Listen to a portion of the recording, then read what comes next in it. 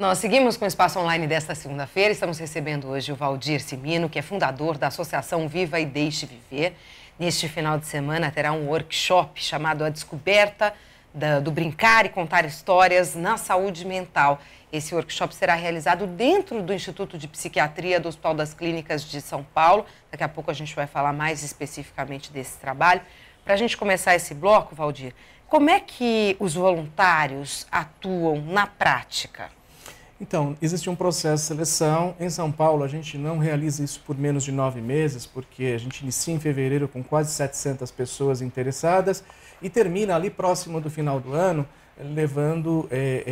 chegando a 150 voluntários, né? Então, você vê que educar à vontade é um pouco difícil, né? Verdade. Mas pelo menos as pessoas... Depois que ele passou por esse processo de entendimento do que é cuidar da saúde dele, do que é se descobrir ser um contador de história, eu vou entrar dentro da ambiência da saúde, né? Quais são os cuidados aos procedimentos que eu tenho que ter. Então ele vai atuar. Nós temos em cada hospital um acervo de livros, um espaço para ele poder registrar os seus momentos junto.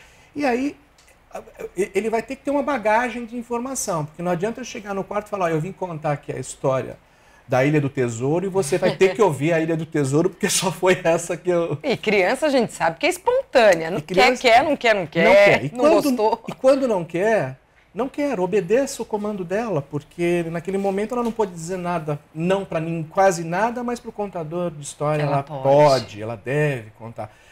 Então a gente vai simplesmente bater na porta, entender, às vezes a própria enfermagem fala, olha, o João está muito triste, muito chateado, a mãe saiu, teve que dar um pulinho lá em casa, ele está sozinho.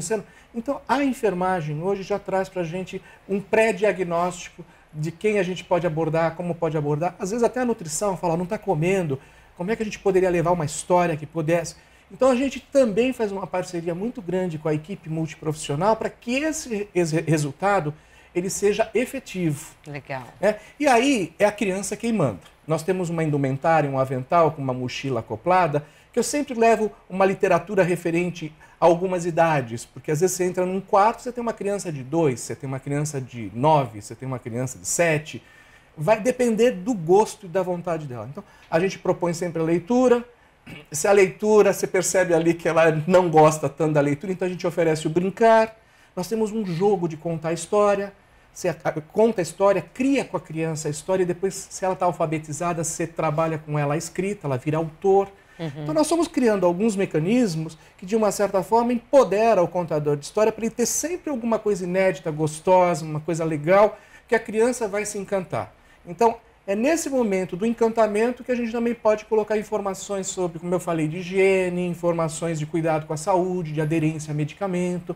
Elas são muito refratárias, não quero tomar medicamento e tal, mas quando você mostra que aquilo ali é um soldadinho que vai, de uma certa forma, te ajudar a ganhar mais energia, elas são solícitas, elas Tudo tem que ser lúdico, né? Tudo. Criança, a gente tem que encarar que criança não é um adulto pequeno. Né? Criança fala, e às vezes fala coisas tão incríveis que a gente tem que parar e escutar e falar como que ela conseguiu processar essa informação. E é muito legal quando elas trazem as versões das histórias que elas conhecem. Ou a criança vira e fala assim, eu quero contar a história. E aí, então você passa a ser o espectador. Porque ela está trazendo uma história, ela está trazendo uma informação, ou ela está trazendo aquelas preocupações no meio da história, ela começa a pipocar um monte de preocupações, que aí é bom para nós, para psicologia, para enfermagem. Puxa, né? para tudo. Ela está dizendo como quer ser tratada. Recentemente nós fizemos um trabalho de pesquisa com adolescentes e descobrimos que o adolescente é esquecido na área da saúde. Né? Você tem muita coisa para a criança e algumas coisas para o idoso, mas o adolescente vive num hiato. E o que ele quer falar? Ele não quer falar só de sexo. Parece que a adolescência é só sexo. Isso. Eles querem falar de outras coisas, de política pública, de estética, de empregabilidade. Quer dizer, olha só, vamos ouvir o indivíduo, né? Já que a gente está cuidando de pessoas, ouvir para saber o que eles querem e de que forma que a gente poderia, dentro da história, levar essas informações. Né? Olha, a gente tem um vídeo aí para mostrar de um trabalho que vocês realizaram, acho que foi em 2010, em Porto Alegre, em Porto né? Alegre. Vamos dar uma olhadinha, você me conta. O hospital, Santa Casa de Misericórdia, em Porto Alegre, nós temos um grupo extremamente coeso, forte, é um hospital gigante lá em Porto Alegre. Nós temos uma sala, né, onde os voluntários se reúnem E a cada 3 vezes por ano eles realizam a Festa dos Valores, o Parque dos Valores. E são atividades onde todo mundo vira personagem, os contadores se despem do seu avental. Aí nós temos o envolvimento dos profissionais da saúde. Eu diria para você que é um momento ecumênico, onde todos trabalham em torno daquela criança ou daquelas crianças que estão internadas naquele período, né? Então, tem a festa de Natal, tem a festa do Dia da Criança, e aí cada um vira um personagem, né? Aquelas histórias que foram contadas durante o ano, né? No final do ano todo mundo está personificado. Isso é muito legal, porque o adulto volta a ser criança, né? Essa possibilidade, uma criança não quer um adulto crítico, não quer um adulto chato ao lado dela.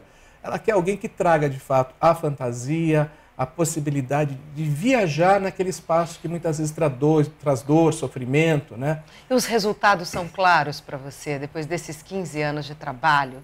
Os resultados são óbvios para você, Valdir? Eu sou um profissional da área de comunicação e de marketing. Eu adoro pesquisa. Pesquisa, assim, está mudando o comportamento, eu já estou pesquisando.